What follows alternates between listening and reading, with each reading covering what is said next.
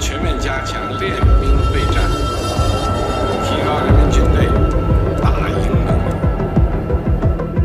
祖国完全统一一定要实现，也一定能够实现。We haven't got in a war with China where our ships, airplanes, rockets, and missiles and troops are involved with theirs in a conventional fight. China would attack our homeland quite massively using cyber capability to defeat our electric grid, our oil and gas distribution, even our financial sector. Could our nation's biggest geopolitical rival take down our power grid? Could it be possible that we're helping them do it? I know what you're thinking. What do big white wind generators have to do with China? The answer is bigger and worse than I ever imagined. On February 14, 2021, cold weather, snow, and ice made its way to central Texas and triggered winter weather advisories. The concern right now are these rolling outages, these periodic blackouts. Dozens of deaths have been attributed to the storm. The total death count is now 246 deaths. 4 minutes and 37 seconds. That's how close Texas was from a total power grid collapse.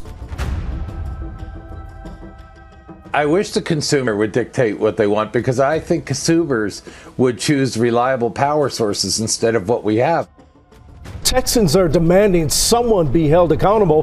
Who's to blame? The way that ERCOT has handled this entire situation has been completely unacceptable. February 2021, Texans will never forget. Sure, it's easy to think the biggest threats to Texas's electric grid are a winter storm or an extended heat wave. And yes, those might be the proximate causes of the grid's collapse.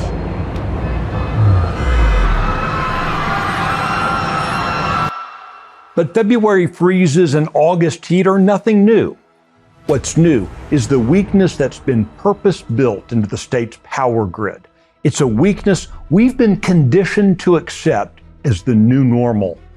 As the summer temperatures rise, Texans find themselves wondering if they can trust the power will be there when they get home from work. Will the AC come on? Will the lights work? More than half of Texas voters now think the grid is unreliable.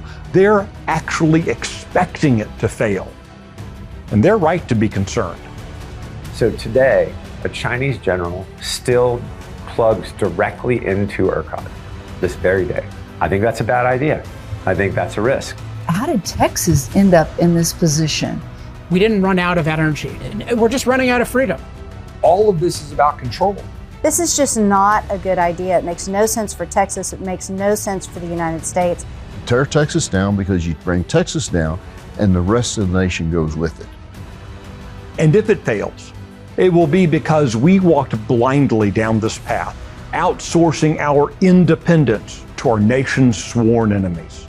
It is a national security issue. They've embedded themselves in our infrastructure. The Chinese government might be evil, but they're not stupid. Everybody needs to start connecting the dots. Green energy is driving China's red power, and you're paying for it.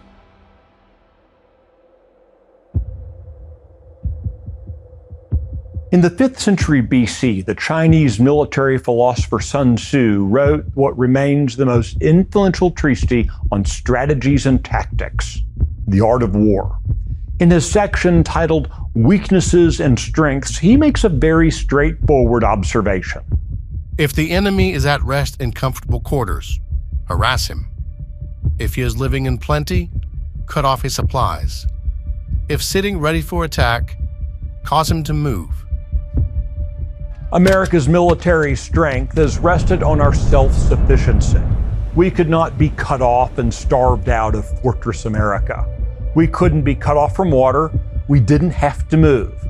Yet the reckless policies of the late 20th century have revealed the United States to be dependent on foreign sources for the most important supply line of all, energy.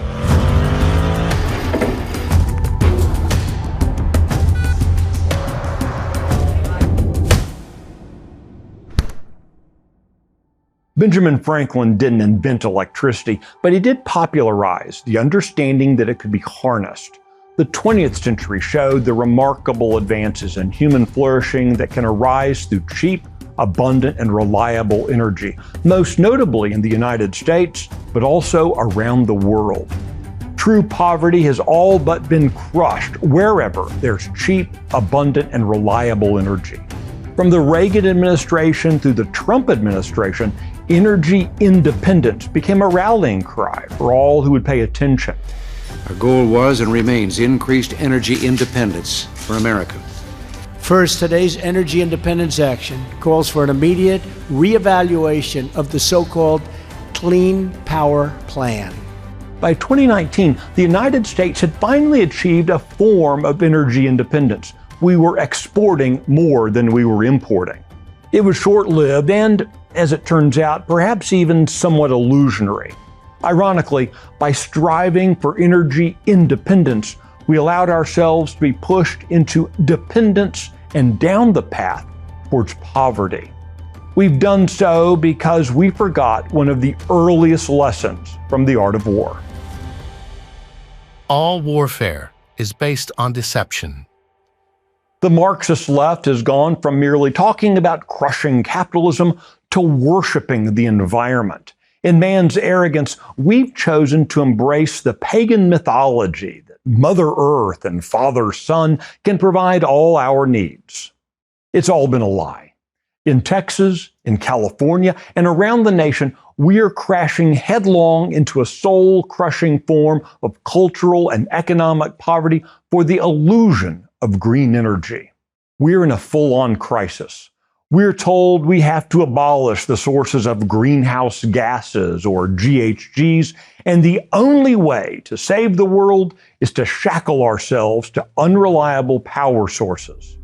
Standing ready to help us along this path has been China, offering to sell us inefficient, unreliable, and expensive means of energy production, the profits from which China is meanwhile using to supercharge its own energy systems with reliable, efficient, and inexpensive systems that politicians in Austin and Washington have forced us to ditch.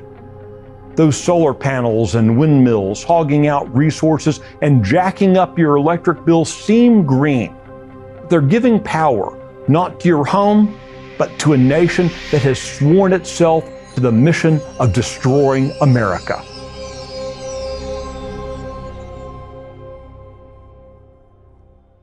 To understand where America is being taken, we first have to understand where we've been. No one's done more to explore and celebrate the rise of human prosperity and flourishing than philosopher Alex Epstein. Alex founded the Center for Industrial Progress based in Laguna Beach, California, where I caught up with him recently. He's an avowed critic of the push for so-called net zero carbon policies that are used to justify attacks on reliable energy production and therefore used to push for wind and solar. You're either evaluating the Earth on a pro-human standard, like human flourishing, or an anti-human standard. In some ways, it feels like the opponents of fossil fuels. It's not so much that they hate fossil fuels, but they hate the independence and the prosperity that fossil fuels bring. Yeah, now let's put it in the context of a term that the anti-fossil fuel people like to use, which is the livable planet. Right, so say the reason we're opposing fossil fuels is because we want a livable planet for our children and grandchildren, etc. Now, what is a livable planet? Well, a livable planet is a planet in which the organisms you care about can flourish, which means live long lives, healthy lives. And if you look at the planet from the perspective of livability, what you see historically is it was not a very livable place. So even as recently as 200 years ago, but going back thousands and thousands and thousands of years, life expectancy was sub 30 years. So people were just poor. And the population was very small. So we had an Earth that could support a very small population, very short lives, very low standard of living, including very low opportunity. And then suddenly 200 years ago, it went from this sort of flat stagnation, right, to just jumping up to this incredible level of flourishing. It's the same planet, right? Same rock, same atmosphere. I mean, we've changed the atmosphere a little bit, and they said, well, we changed the atmosphere. It must have made it unlivable. But whatever's happened to the atmosphere, the planet has become incredibly livable, right? Because now we have 8 billion people who live to, around 70 on average, and have stratospherically high income compared to the past. And everyone should be interested in what caused this. For Epstein, the answer is found in harnessing reliable energy to power machines that have allowed humanity to flourish. The experts promoting so-called green energy don't like that. In particular, they have this idea that human impact can only ruin the Earth, when in fact human impact can actually make the Earth much better. But then also it points to, if they don't acknowledge the positive impact so far, maybe they have a different definition of positive and negative than I do. I think of positive and negative in terms of the Earth as the Earth is more conducive to human flourishing. I think their view of positive with regard to the Earth is that it has less human impact on it. So their view of the ideal Earth is the Earth that has little or no human impact. You're either evaluating the Earth on a pro-human standard, like human flourishing, or an anti-human standard. What you see really is this general, incredibly negative attitude toward human impact on Earth. And what you notice is, we were talking about the increase in human flourishing on Earth. From one perspective, what that means is human impact on Earth has been overwhelmingly positive, right? We've taken a planet that's very impoverished and dangerous and made it unnaturally abundant and safe. Let's assume Alex Epstein is right about the anti-human agenda of the environmental movement, and he makes a strong case for it. But whether that agenda is real or not, the left-wing proponents of the extremist environmentalist movement have found willing allies in the halls of power. It's not a stretch to say that politicians have been gripped by what Texas Republican Chip Roy calls climate hysteria. And the Democrat Party has, of course, embraced that hook, line, and sinker. And with that has come the massive number of subsidies, the entire reconfiguration of everything about our way of life in this country, in my opinion, to the detriment. And that those subsidies are absolutely killing our ability to prosper by driving prices up, by making it difficult to go get, oil and gas exploration. That climate hysteria has captured a generation or 2 or 3 of Americans because of our broken education system. It has totally corrupted and bankrupted the Democratic Party. They're completely devoid of anything remotely sensible when it comes to energy production, including nuclear, by the way, ironically. But it's unfortunately captured a large chunk of Republicans. And it turns out the Lone Star State has not been immune to the climate hysterics. In fact, it's led the nation in being held captive by unreliable power generation. Texas is one of 3 grids. There's the eastern grid, there's a western grid, and then Texas has its own electric grid. We were doing real fine, real good, until the federal government stepped in and they started with the environmental issues. It started nipping away at our power system. State Senator Bob Hall is an expert in energy systems. He studied electrical engineering at the Citadel and served in the U.S. Air Force, where he led a project focused on hardening electronics from disruption by enemy forces. That focus has translated into a passion for protecting Texas's grid. We're just operating right on the hairy edge of rolling brownouts, rolling blackouts. Why? Because of government handouts and subsidies to big corporations. The issue of subsidies is at the heart of the problem facing Texas. Bill Peacock is one of the state's foremost experts on energy policy. He recently calculated that more than $30 billion have been spent in Texas subsidizing so-called renewable energy projects. The reason they've had to do that is because these technologies are not cost competitive. It costs them so much more to generate electricity than it does from traditional thermal sources like natural gas that they couldn't have survived without these subsidies.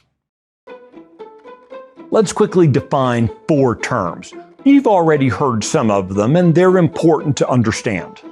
Thermal energy. That's power derived from heating water to turn a turbine. The heat has come generally from coal, natural gas, oil, and nuclear sources. Natural gas and coal have been the go-to sources in Texas. This power is often called dispatchable power. That means that when it's needed, it can be delivered onto the grid. It's very reliable. In contrast, you have intermittent power. This is power that, no matter the intentions of the operator, it's limited in when it can operate. This kind of power comes from what's been called renewable sources, solar and wind. As more and more of the Texas electric grid is based on intermittent power, the less reliable it's become. Lastly, you'll hear the name ERCOT. That's the Electric Reliability Council of Texas. It's a quasi-governmental agency that oversees 90% of the Texas electric grid. All of this can start to feel really confusing and really complicated really fast. That seems to be intentional. The electric grid hasn't been this complicated forever. It used to be we build some natural gas plants and coal plants and nuclear plants, and then the only variable was how hot or cold it was going to be every day. But with the onslaught of wind and solar into the things, all these different variables come into play. You can't ever count on wind or solar being there because you just don't know from day to day whether they're going to show up. The myth is that wind and solar are cheap and abundant. Well, abundant is a very ambiguous term because there's a question of the abundant, like the physical abundance of something, and is it abundant or scalable as an actual usable resource? So if something is expensive, it's not abundant in terms of a resource. So if we just focus on the issue of cost, the myth is that they're cheap, and this is done using a lot of really shameful accounting tricks. But the fundamental one is not factoring in the cost of reliability. I mean, but like that's like saying I have a car, and I'm not factoring the cost of reliability, and the car only works a third of the time, and you don't know when it's going to work. That's not the same thing. So you're comparing apples to rotten oranges. 1/3 of the Texas grid has a catastrophic failure every day at 6 p.m. That's not a good idea. It's a terrible idea, in my opinion. Kyle Bass is a Dallas-based businessman. He's pointing to the inherent problem with solar energy. It literally only works when the sun is shining. And they say, well, battery technology is coming. And you know, the state of Texas has had 5 gigawatts of battery put in so far. We think we're going to have 10 gigawatts by the end of this year. It's a big deal, but those batteries run at best 2 hours a day. It's no great achievement to create a whole bunch of unreliable electricity because you either need some unimaginably large battery backup and overbuilding of them so you can just have, weeks of the stuff on hand, which is just catastrophically expensive. You cannot build enough battery backups for that. It's impossible. Batteries, catastrophic failures. I needed someone to help me sort out the state's energy systems.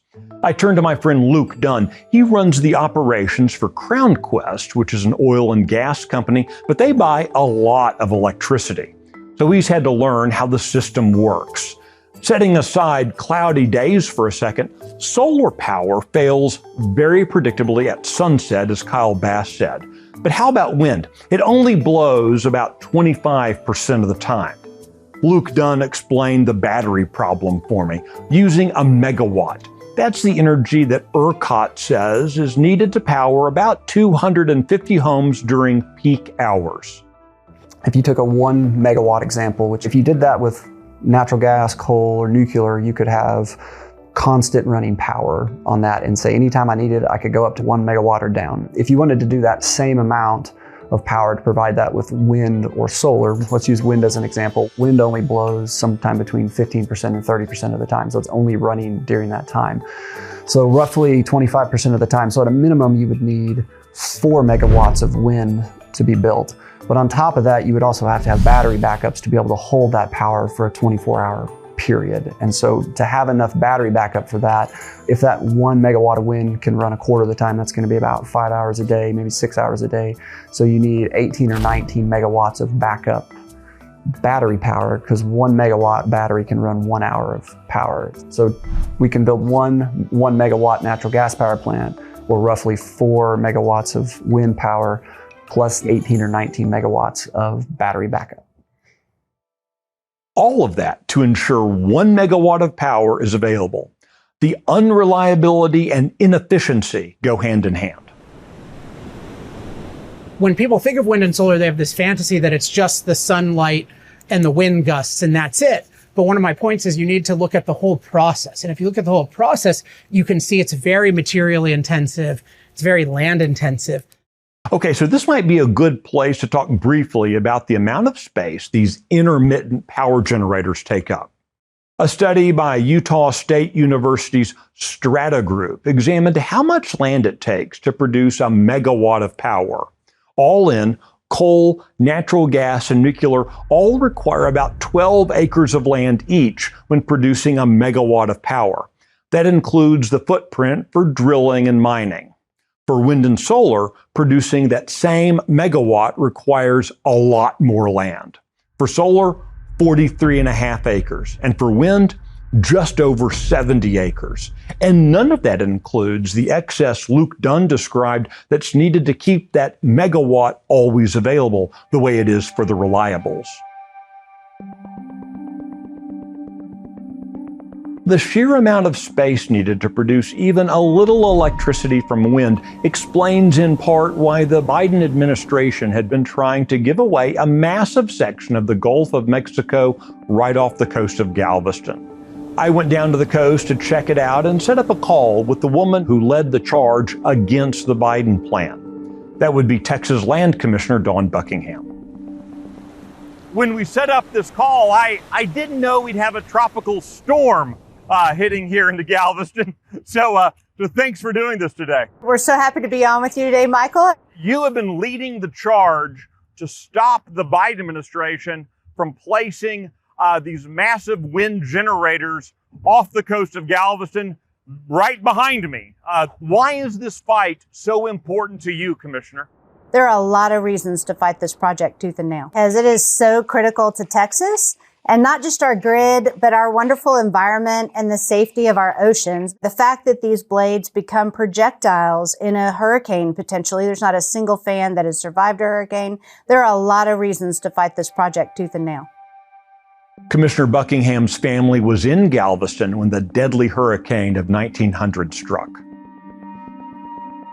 I have the desk that was in the second story of their house when that storm surge hit, and watched that desk down the stairs. So imagine a fan blade coming on a big storm surge, coming through the second story of a house and acting like a skewer through the entire house, causing damage. There's just a lot of good, solid reasons to fight against these wind farms and to just spread the truth and speak the truth about how detrimental they actually are to the environment.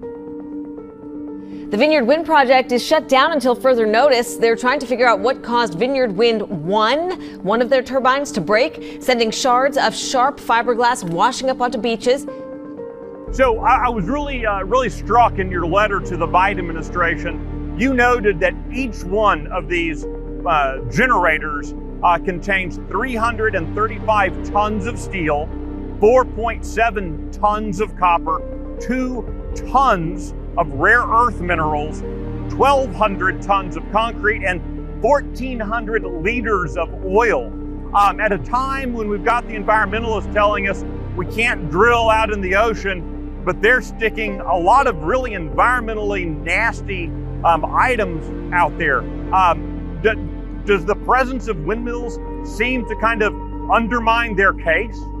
Well, I tell you what, it shows their absolute hypocrisy, where they say they want one thing, but then they do the complete opposite and advocate for something based on a political talking point instead of what is actually better for power generation as well as our environment. So we've laid down the law. We've told them those transmission lines are never getting a permit across state land. Since Texas was a sovereign nation, we control 3 marine leagues, roughly 10.3 miles out to the Gulf. Most of the other states only have a couple miles. It's not a reliable energy source. It has a lot of issues. It doesn't necessarily meet Texas needs. This is just not a good idea. It makes no sense for Texas. It makes no sense for the United States. As of July, the Biden administration has pushed pause on pursuing this project. Is there a place for wind and solar and even large-scale batteries? There are great applications of where solar panels make a lot of sense. I have a gate that I use for a solar panel that would have cost a fortune to get hooked up to the grid, and having the option to use a solar panel for that small battery to operate that grate is fantastic. I'm not so sure that large-scale power generation is a good application. And if people can make that a good application and compete on a level in a market, I'm great for that. I just don't want to pay to subsidize it. You know what I'd like to have in terms of solar and wind? Independence. I don't want to be on the grid if I don't have to be. If you don't have full energy freedom, okay, you don't have the engine of economic prosperity and growth. You just don't. Abundant, reliable energy is the lifeblood for the engine of commerce that allows human beings to profit and prosper. They're not offering a superior technology for customers to voluntarily choose. They're offering a wildly inferior technology to force customers to use and prevent us from using what works. Environmental concerns and economic concerns abound about the impact of intermittent energy sources, these so-called renewables. The federal government is controlled by the folks who want to push the false narrative of the renewables being environmentally friendly. They aren't in any way at all. One of the misconceptions about renewable energy is that it's actually renewable, but windmills fail and they have to be replaced, and solar panels don't last forever. They actually have shorter, both wind turbines and solar panels generally have shorter lifespans than even natural gas generators would have. The waste from the windmills alone staggers the imagination. Across from the city cemetery in Sweetwater, Texas, is a different kind of graveyard, one dedicated to the remains of windmills.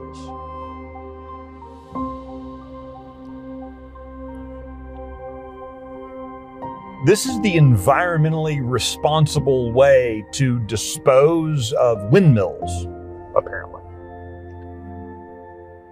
I tried to visit the facility, but found the doors and gates locked. The building and parking lot were overgrown with weeds, evidence that no one was actively dealing with the almost incalculable amount of waste from these so-called environmentally friendly energy producers.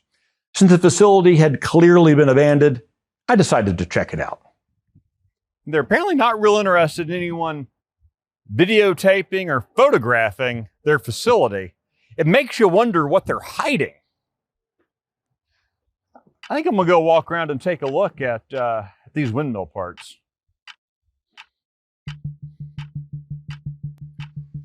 We're told that we're supposed to fall for green energy because it's so clean and so good for the environment. But here I am, standing on a pile of windmill waste that goes on and on and on and on.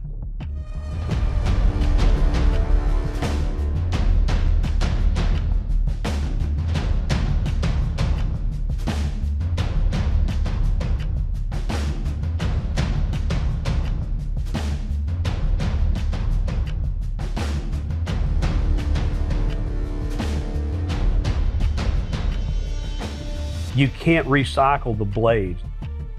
They imply through their propaganda, meaning the wind companies in that industry, that they're a recyclable green company. They're not. There's very little of that structure that's going to get recycled. Jeff Tucker retired from being a Fort Worth firefighter to Brown County, where as a conservationist and hunter, he looked forward to enjoying life in the country.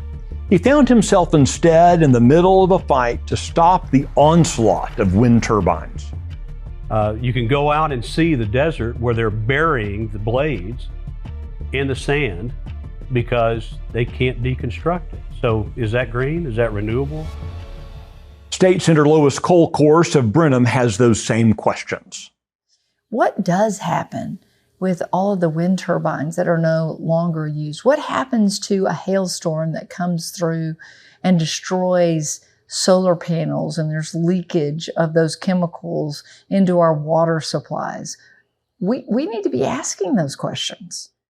Well, if you talk to the solar industry, we shouldn't be concerned about environmental waste at all. They guarantee us that it's all in good shape and there's no problems.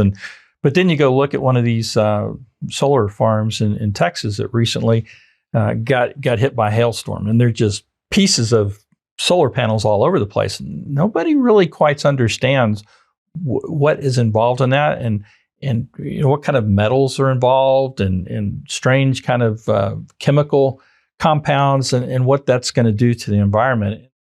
None of that is theoretical. In the spring of 2024, a storm moved through the counties around Houston, bringing hail and flooding. In other words, a typical spring. A massive solar field in Brazoria and Fort Bend counties was hit by hail, destroying hundreds of acres of solar panels. Months later, we were there and found none of those ruined solar panels had been cleaned up. Weeds were starting to grow up around them. We were made aware late last week of a potential wind farm in Fayette County. It, by the media reports, is going to be 20,000. They're looking to lease 20,000 acres between LaGrange and Schulenburg. I know this area really well. I've grown up here. Beautiful, beautiful area. The proposal is on, supposedly reported, 600-foot wind turbines on 20,000 acres in Fayette County, which none of us would think that Fayette County would be a wind source. It's not really West Texas. It's not really the coast. And so that's why they have to be 600 feet. For perspective, the Statue of Liberty is 305 feet from the bottom of the pedestal to the top of the torch. The Washington Monument stands at 555 feet, and the San Jacinto Monument is 567 feet. We actually started to do research on the individuals that work for the wind companies, and it was amazing how little wind turbines we found in their land, in their areas, right, where they lived. And yet, they were pushing it in our backyard. You just follow the money, or you follow the taxpayer money, right? To use Chip Roy's phrase, climate hysteria. Well, it bears only part of the blame for the proliferation of windmills and solar panels onto the Texas and national grids. The real driver, of course, is money. Clean energy. Got it. If it weren't for renewable energy subsidies, there wouldn't be a single wind turbine in Texas. There wouldn't be a single solar panel. They are so uneconomical, so uncompetitive when it comes to low-cost natural gas, coal, those types of things, that they just wouldn't be here. And so it's amazing to think that now we're getting, on an average basis, probably 30% of our electricity from those sources. They wouldn't even exist if it weren't for the subsidies. So you take California, where we are right now, it's not simply that they forced us to pay a bunch of money for solar and wind, particularly solar. It's that they actually shut down, a major nuclear power plant near here, San Onofre. They actually shut down natural gas plants. They're actually starting to shut down our ability to import reliable fossil fuel electricity from other places. So that's the subsidies and the shackles are just it's just an incredibly dangerous combination, because you end up not only paying more, but you have way less of it. So you're paying more for what you're being asked to take less of. The costs just keep climbing. It has cost Texas taxpayers and consumers billions and billions of dollars. We pay for it two different ways, either through higher electricity prices or higher taxes.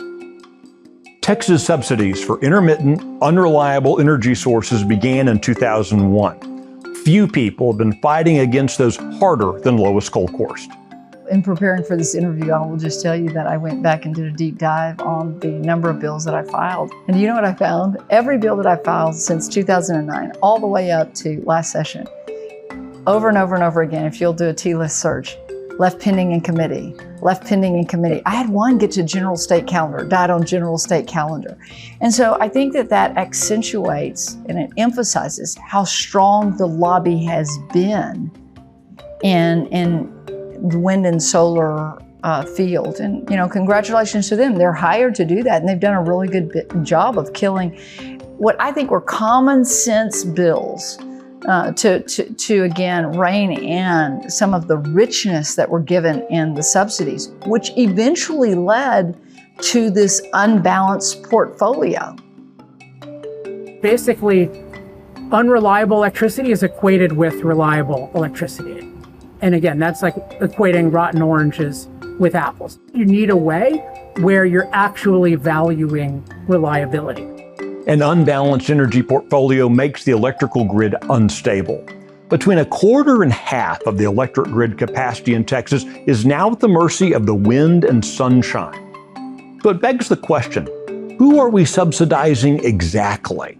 Sure, people investing in these government-manipulated markets are making a killing, but they aren't the only ones. But I think we've got somewhere in the order of actually $100 billion worth of subsidies every year that are going out right now under the so-called Inflation Reduction Act. Most of it going to corporations, right? Some of it goes to individuals, but almost all of it is going to corporations to subsidize the solar and subsidize the wind.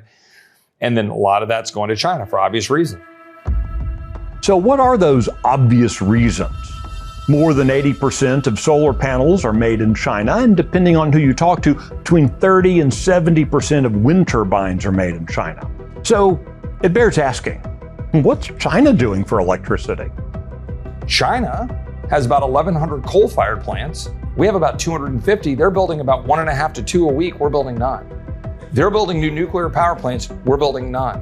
What are we doing? We're piling it into wind and solar, which is obliterating the landscape of America with massive subsidies for inefficient, unreliable energy that's destroying the reliability of the grid, driving up the price of energy, and creating massive amounts of waste that you've got to go bury out in America when these windmills break down, or by the way, when they freeze, as they did a couple of years ago in Texas.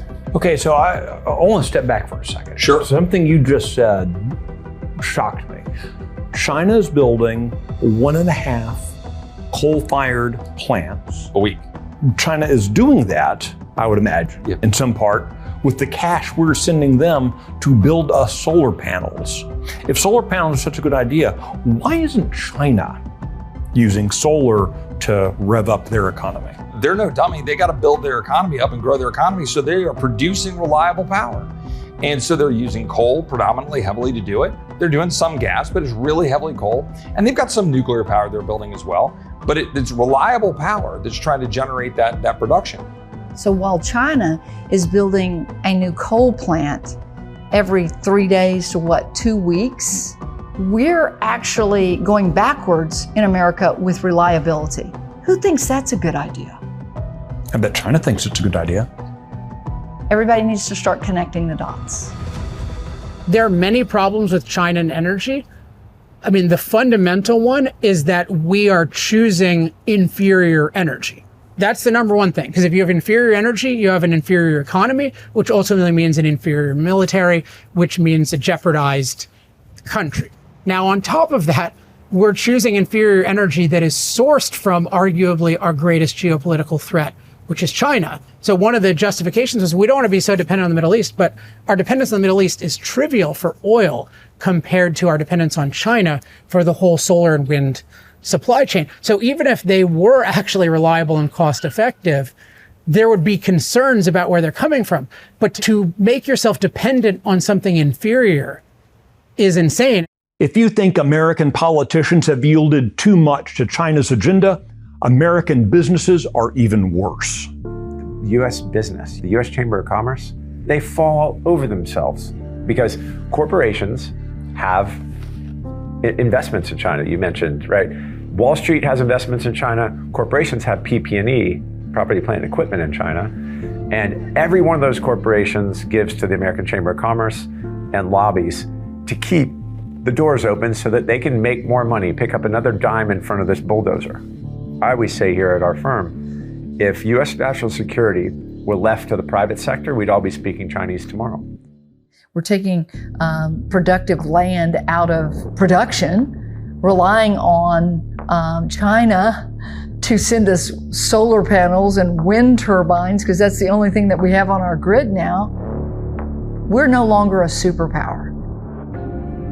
How concerned should the average Texan be, that the Western world is dumping billions of dollars into China's economy, specifically for wind and solar projects here in the States that are unreliable. No one's ever asked me this question directly like that. And I think it's vital to understand, first of all, why China wants alternative energy to become real. If you think about in a hydrocarbon-based world like we were in call it alternative energy revolution, China was a net buyer of everything, right? Today, China imports 12 million barrels of crude every day, 8.5 BCF of LNG every day, and 40% of their food every single day. And they have to pay dollars for all of that. Imagine if they could all of a sudden become the world's go-to energy source. Heretofore, they had not been an energy source. They had been an energy buyer. Our reliance on them for wind and solar puts them in a very important position on the global stage. So China helped us get hooked on expensive, inefficient energy sources that they produce so that we'll give them money that they can use to buy food and control our power grid. The Chinese government might be evil, but they're not stupid. We're playing right along with them, the current administration is. We're not going to get a change in any of these policies until we get a change at the federal level. When you talk about electric power, it is a national security issue. It is probably one of our most important assets.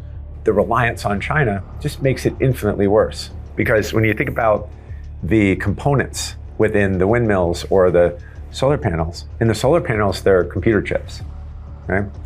If someone wants to inhibit the flow, they can actually do it if they can get to those chips. Well, who do you think is providing those chips for those solar panels? The bad guys. Of course, China isn't just relying on computer chips and wind turbines and solar panels to use green energy as a way to wage a not so subtle war on the United States. So today, a Chinese general still plugs directly into ERCOT to this very day. I think that's a bad idea. I think that's a risk. I think we should have laws against that. You've got China coming in and they're buying land in Texas to build wind zones. And they're buying them near military installations. Yeah, that's an issue. A Chinese Red Army general bought land adjacent to Laughlin Air Force Base, a key training facility located east of Del Rio.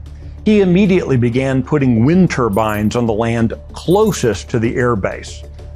Today at the state capitol, top leaders raised concerns about farmland and tech companies that are owned by companies associated with the Chinese government.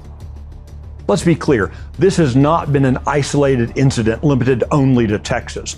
Individuals connected to the CCP and the Red Army are buying up land near military installations nationwide. China purchasing a lot of American farmland, including some around U.S. military bases, buying more than 50,000 acres of land, sometimes paying 5 times the market value. A Chinese food manufacturer purchased more than 300 acres of land just 20 miles from Grand Forks Air Force Base, which is home to some of the nation's most sensitive military drone technology. Not just agricultural land, but frankly, in some cases, completely useless land, except for the fact that it's right outside major military installations. And not just in North Dakota, but also in Texas, also near an Air Force base. Kyle Bass was among the first to raise concerns about these purchases and a technology called over-the-horizon mapping. Typical windmills are in the 300-foot, 340-foot range. The new applications from the Chinese general where they wanted to build 700-foot tall windmill. Imagine a windmill that tall.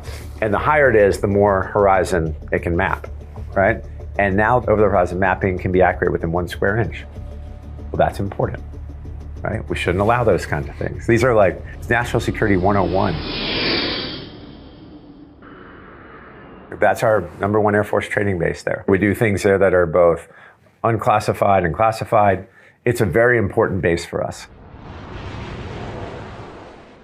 All of this, the high prices, the weakening of our economy, the weakening of our national security, the Chinese infiltration, this is all happening in the name of responding to the climate hysteria. But that's not all it is. Our politicians are introducing European-style energy poverty right here in the United States. We need to be brought down to live at a poverty level with the rest of the world. There are those who have this world vision that the whole world should live evenly at a very low standard.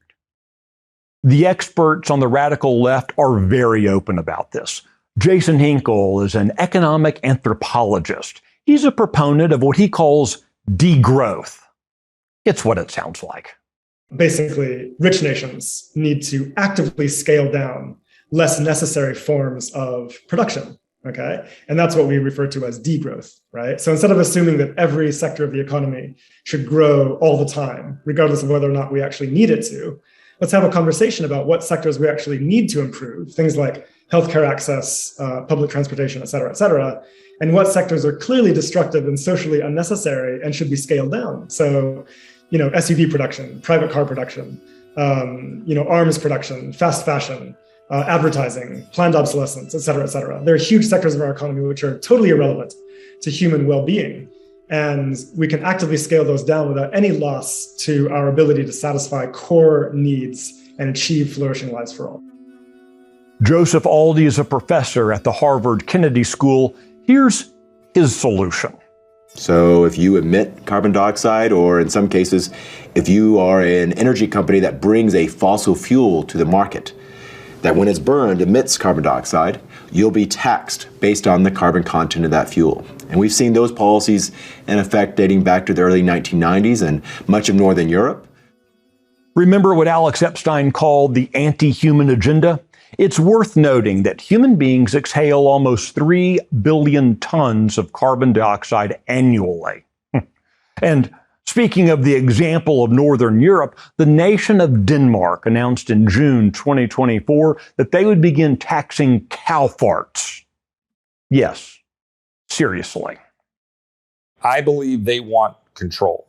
I believe they believe in managed economies. They believe in telling you what you can and can't do. Arms production. There are huge sectors of our economy which are totally irrelevant to human well-being. That's what this is all about. They get to decide. They get to tell you what you can do, where you can go, how long you can be there, what you can shop, what you can buy. Can you drive that battery-powered car with a kill switch to go buy a gun? In a follow-up conversation, Luke Dunn laid out the plan he sees that's been taken with the American people. It's what he describes as a 4-step process for controlling people through programmed energy poverty. It goes like this. First, subsidize unreliable energy. That becomes a carrot. Second, make reliable energy unaffordable through regulations. That turns the carrot into a stick. Third, begin mandating efficiency standards. Yes, this makes everything you buy more expensive, but it also makes things more controllable. And fourth, take charge. So where in these 4 steps do you think we are? And as you consider that, think about proposals for kill switches in cars and smart meters on homes and offices. It seems that scarcity is a feature rather than a bug for the proponents of wind and solar. Yes, I agree with this entirely, and I've always agreed with this, and I've argued it since the beginning of my career, but it's now becoming very apparent. Because what they said at the beginning was, use our energy and you'll be rich, and we're gonna have way more energy. And then what happens is, well, the way more energy doesn't happen. It's the opposite. Energy becomes more scarce, more expensive, less reliable. They say, well, maybe you can deal with a little bit less energy. And then you start to see they do these trial balloons, like, well, maybe you don't need to eat meat, and maybe you can eat bugs, and maybe you can live in a really small space. And it's trending toward maybe you can die. We're creating our own dystopian future. Yes, and it's all preventable. It's all bad ideas. Again, we didn't run out of energy. They used to be afraid of running out of energy. We're just running out of freedom. This is all really bad news, isn't it? I know it can be pretty depressing. The throttling of the American economy, undermining our national defense, eroding our individual liberties. It feels like there's no hope, right? All of this can be stopped. As with all things, fixing a problem starts with recognizing it. Winter Storm Uri was an early alarm for Texans. Will we keep snoozing? Because the economics for intermittent, unreliable energy generators only works with subsidies. The key is the subsidies. Take away the subsidies and things will balance out. What seems to work is people getting together and, first of all, talking to their local politicians. Because basically, if they don't get the subsidies, or renewable energy facilities, wind farms, solar farms won't show up. And so if you can keep your county commissioners or school boards from giving them subsidies, they usually don't show up. This is what Jeff Tucker experienced. He and his neighbors successfully stopped wind turbines. How? Well, by working with those neighbors in Brown County. It's kind of a pincer movement. Several of us would all do several things at one time. Go talk to the mayor, you're going to talk to the commissioners, I'll go down and talk to our state representatives. We'll also call our senators and congress people. I mean, we were doing all of that immediately in tandem with each other. But we started locally and then went to the commissioners, then went to municipalities, went to the council people in Brownwood. One thing citizens can do is at the county level, at the school district level, insist that they stop subsidies, no tax abatements for unreliable energy. Contact your state representative, contact your state senator. Also, talk to your county judge, because county judges and commissioners courts can give Chapter 312 agreements to wind and solar, what is translated to tax abatements. We have got to make sure that we've got reliable power in Texas. The only way to win it in DC is to win it in the states that frankly are too often, all hat, no cattle, right? Texas isn't as strong as Texans like to say it is. And that's unfortunate. One thing I would say for Texans in particular, this applies to all Americans, but Texans in particular, is don't lose your outrage over how abominable the energy and in particular the electricity situation is. It is outrageous that so long after Thomas Edison gave us the modern electric grid, we can't produce enough electricity. Like, we basically uninvented the reliable electric grid. That is an embarrassment. If we stay outraged, there's reason to think things could be improved.